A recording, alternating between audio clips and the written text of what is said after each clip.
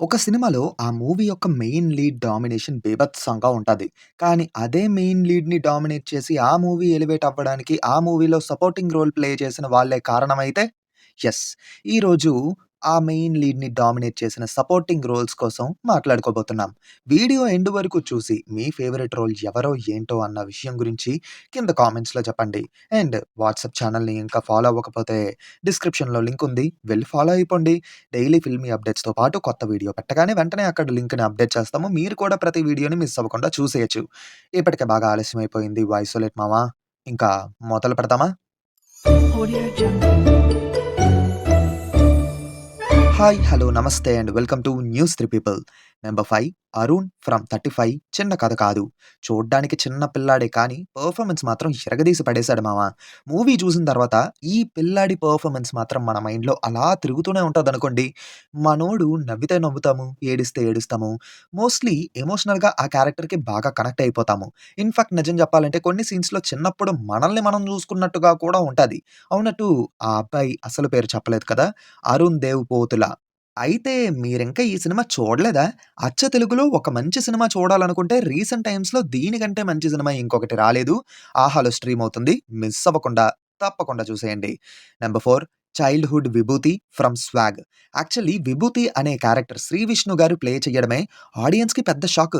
ఎందుకంటే టీమ్ మొత్తం కష్టపడి ఈ క్యారెక్టర్ కోసం చాలా పకడ్బందీగా దాచిపెట్టారు. అయితే ఆ క్యారెక్టర్‌లో శ్రీ విష్ణు గారు మెమరబుల్ పెర్ఫార్మన్స్ అయితే ఇచ్చారు. కానీ 'విభూతి' క్యారెక్టర్ యొక్క చైల్డ్‌హుడ్ రోల్ ప్లే చేసినటువంటి యాక్టర్ రోషన్.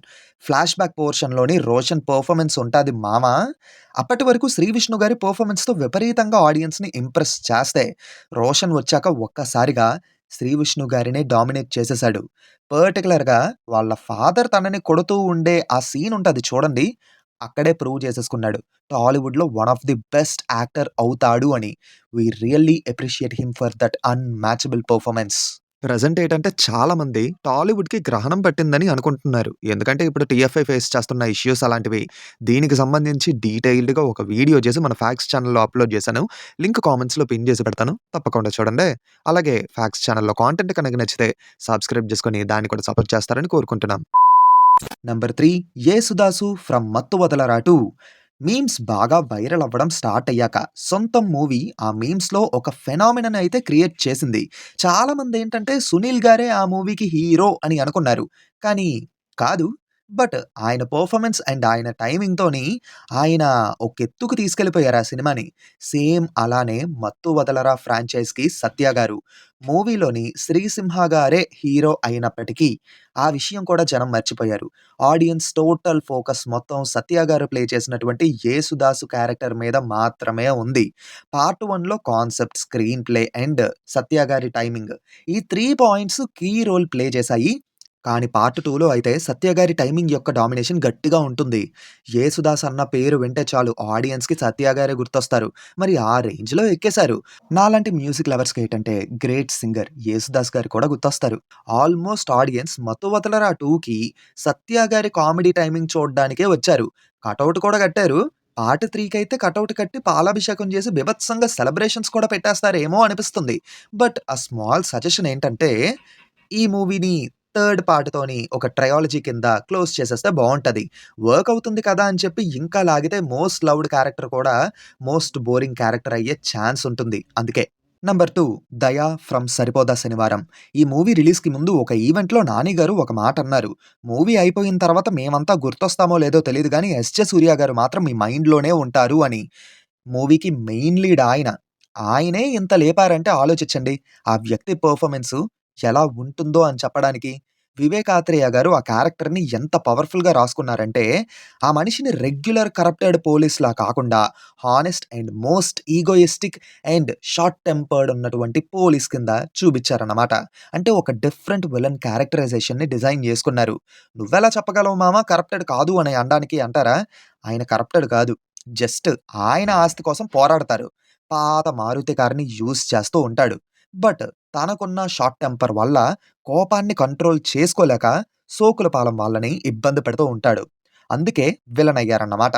ఇంకా ఆ రోల్‌లో 'ఎస్.జె. సూర్య' గారి పెర్ఫార్మన్స్ అయితే పీక్ లెవెల్‌లో ఉంటుంది. నాకొకటి అర్థం కాదు మామ. ప్రతి మూవీలోని ప్రతిసారి మెయిన్ లీడ్‌ని డామినేట్ చేసే రేంజ్ పెర్ఫార్మన్స్ ఎలా ఇస్తున్నారు సూర్య గారసలు. ఒక్కటైతే నిజం. ఒక్క ఫ్రేమ్‌లో కూడా ఆయన పెర్ఫార్మన్స్‌ని మనం వేలెత్తి చూపించలేము. అసలు 'సరిపోదా శనివారం' అనే మూవీ హైలైట్ అయ్యి ఎలివేట్ అవ్వడానికి కారణం ఎస్‌జే సూర్య గారి పెర్ఫార్మన్సే అనుకోండి. ఫైనల్లీ నంబర్ 1 'అశ్వత్థామ ఫ్రమ్ కల్కి 2898 ఏడీ' మూవీలో ప్రభాస్ గారు చేసిన భైరవ రోల్ మనల్ని ఎంత ఎంటర్‌టైన్ చేసినా సరే, మూవీ అయిపోయిన తర్వాత మనకి గుర్తొచ్చేది మాత్రం అమితాబ్ గారు ప్లే చేసినటువంటి అశ్వత్థామ రోలే. ఆ రోల్ చేయడానికి అమితాబ్ గారు పెట్టి పుట్టారనిపిస్తుంది మామ. బేసిక్‌గా అమితాబ్ గారికి 'యాంగ్రీ యంగ్ మ్యాన్' అని ఒక టైటిల్ ఉందన్నమాట. బట్ చాలా కాలంగా ఆయనకి ఆ ట్యాగ్‌కి తగ్గ రోల్స్ అయితే పడలేదు. అలాంటిది అంతకాలం తర్వాత ఇప్పుడు ఆ ట్యాగ్‌కి తగ్గ రోలు మళ్ళీ ఆయనకి పడడం, ప్రతి ఒక్కరు మోస్ట్‌లీ బాలీవుడ్ ఆడియన్స్ అయితే ఇంకా ఎక్కువగా అట్రాక్ట్ అయిపోయారు. అందుకే బాలీవుడ్‌లో కూడా కలెక్షన్‌లు ఇంకా గట్టిగా వచ్చాయనుకోండి. మామూలుగా ఆయన ఆల్రెడీ హైట్ ఎక్కువ. దానికి తోడు ద్వాపర యుగం నాటి మనుషులు ఇంకా హైట్ ఉంటారని చెప్పి వీఎఫ్ఎక్స్, సీజీఐని యూజ్ చేసి ఇంకా ఆయన హైట్‌ని పెంచేశారు. అండ్ ఇక్కడ మోస్ట్ ఇంప్రెసివ్ పార్ట్ ఏటంటే ఈ ఏజ్‌లో అంత హెవీ మేకప్‌లో కూడా ఆయన పెర్ఫార్మన్సు, ఆయన ఫేషియల్ ఎక్స్‌ప్రెషన్సు అల్టిమేట్ ఉంటాయి. 'ప్రభాస్' గారి ఫ్యాన్స్ కొంచెం హర్ట్ అవ్వచ్చేమో. నిజంగా 'ప్రభాస్' గారిని బీభత్సంగా డామినేట్ చేసి పడేసారు మా 'అమితాబ్' గారు. పార్ట్ 1కే ఈ రేంజ్‌లో ఉంటే, పార్ట్ 2లో ఇంకే రేంజ్‌లో ఉంటారో ఒక్కసారి ఊహించుకోండి. నేనైతే నిజంగా పార్ట్ 2లోని అమితాబ్ గారి మాసివ్ పెర్ఫార్మన్స్ కోసం పిచ్చ ఈగర్‌గా వెయిట్ చేస్తున్నాను. ఫైనల్లీ ఇది నా లిస్టు. మీ లిస్ట్ ఏంటో కింద కామెంట్స్‌లో చెప్పండి.